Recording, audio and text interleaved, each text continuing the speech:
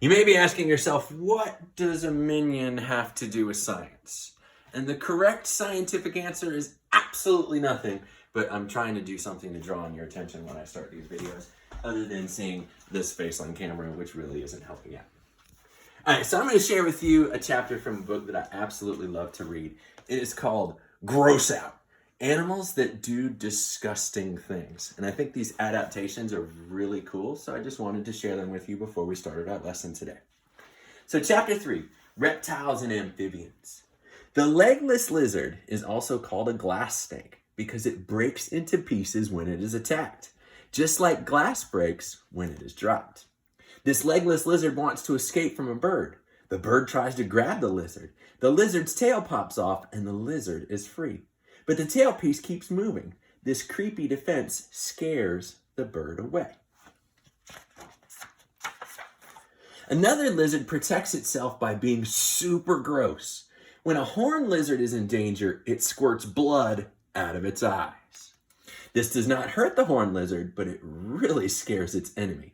This gives the lizard a chance to run away to safety, and that defense mechanism would work very well on me.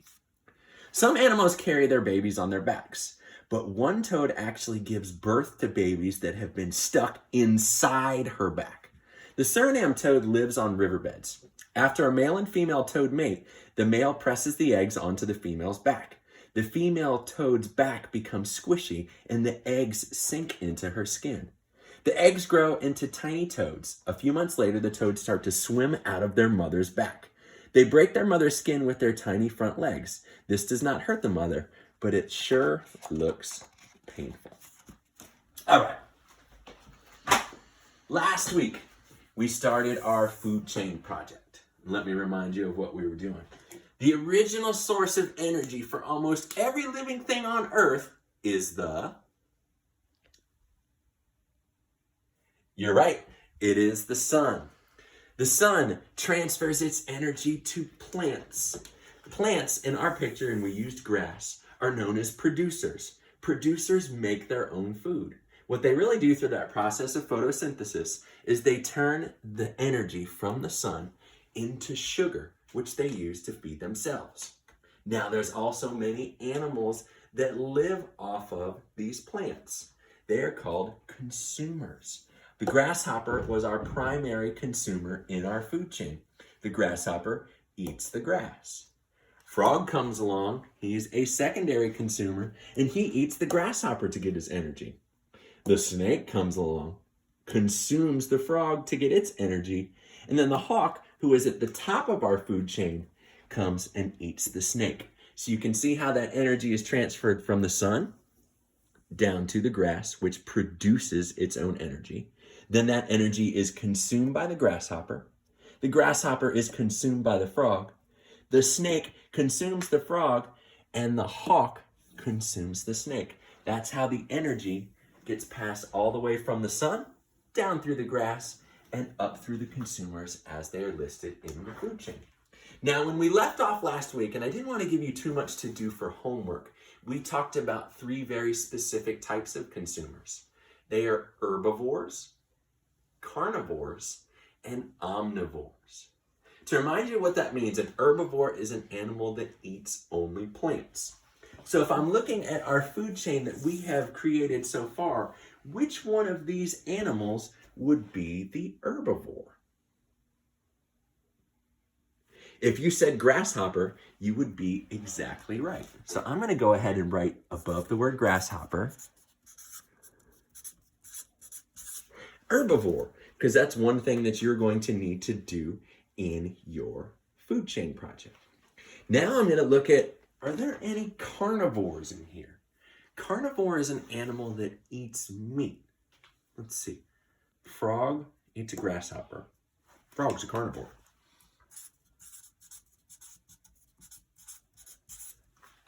Snake eats a frog. Frog is meat, which means that a snake is a carnivore. And the hawk eats the snake, which also makes it a carnivore. And there's a third type of consumer called omnivores. Omni is a prefix which means all. An omnivore eats both meat and plants. There's no real specific omnivores in this food chain. Can you think of an omnivore in the real world? If you said me, you would be absolutely right. Most humans are omnivores, although there are some that are only vegetarians that eat both meat and plants. All right, cruising along into this week. And of course, my computer has shut off, so bear with me one more time while you watch me put in my magic password. Okay. Now let's talk a little more about consumers. We know that there are three main types of consumers: the herbivore, carnivore, and omnivore. But there is something else important that you should know. Consumers can also be described by their relationships with other consumers as either predator or prey. A predator is an animal that hunts another animal in order to eat it. The prey is the animal that is being hunted. So if a snake sneaks up on a frog and swallows it for dinner, the snake is the predator and the frog is the prey. But the snake might not always be the predator. Later, a hawk might swoop down and snatch the snake for a snack. Then the hawk would be the predator and the snake would be the prey. Let's look at a couple examples. First one, we have a lion captures a gazelle. The lion would be the predator. The gazelle would be the prey. When I think of predator and prey, I dumb it down to two simple words: the eater and the eaten. That's the way I look at predator and prey. So let's look at another example and see what you can do with it. A fish gets eaten by a river otter. Who would be the predator in that situation? If you said that the river otter was the predator, you would be right, and its prey, or its snack, would be the fish that it eats. A falcon eats a bat. Who would be the predator there? If you said falcon, you are absolutely correct, and the bat would be the prey. Can you think of your own example of predators and prey in nature?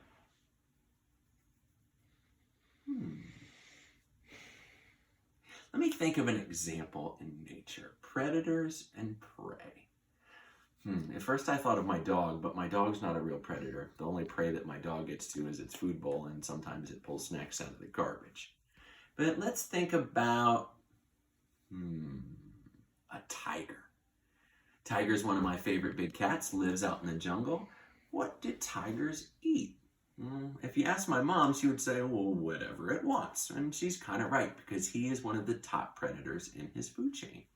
So the tiger would be a predator, and maybe the deer that it captures could be its prey. All right. So let's take a look back onto here. Do you see a predator-prey relationship on our food chain project? If you said yes, but there's more than one, you are absolutely correct. The hawk could be the predator, the snake could be the prey. But just like we said in our notes, sometimes an animal can be both predator and prey. The snake was prey for the hawk, but the snake is the predator for the frog. The only animal in here that's not both predator and prey would be the hawk, because it's at the top of the food chain, and the grasshopper, because it's at the bottom. If you're on the bottom of the food chain and you're a consumer that only eats producers, there's no predator-prey relationship. So one of the things that you're going to have to add to your project is noting what is a predator-prey relationship. And I'm going to put above the snake, predator. Above the frog, prey, because I know that the snake eats the frog. There's one more really important part of a food chain that we can't leave out. Can you think of what might be missing? I'll give you a clue. What happens to all the plants and animals that die but aren't eaten? When a leaf falls from a tree, it just doesn't stay on the ground forever. Something called a decomposer comes along to clean it up. Decomposers break down organic matter into smaller pieces and release nutrients into the soil. Organic matter includes dead organisms and waste products of organisms, which is what makes up humus. Think back to our soil unit. The job of decomposers is very important because they ensure that the soil has plenty of nutrients to grow new producers. Wait a second. When we were studying soil, was there some type of a creature that lives underground that eats that dead and decaying matter and then kind of processes it back out into the soil to make that soil rich and healthy? I believe we called those nature's gardeners. And a lot of times at Elmont, when we get a whole lot of rain, these little gardeners wind up all over our sidewalks. Do you remember what they are? If you said worms, you are absolutely correct. So, I am going to add onto my chart.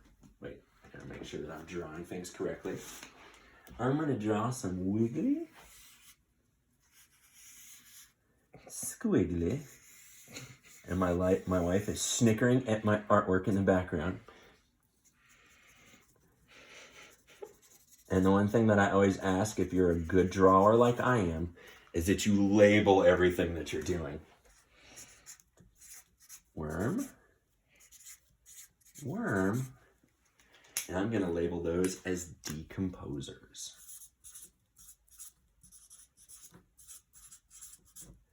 Decomposers. Now, one other label that we're going to add, and you notice we're putting a lot of labels, which is why I only had you draw things last week, is we're also going to add the labels of producers and consumers. Now, to remind you, a producer is a living thing that creates or produces its own food. What was the producer in our food chain?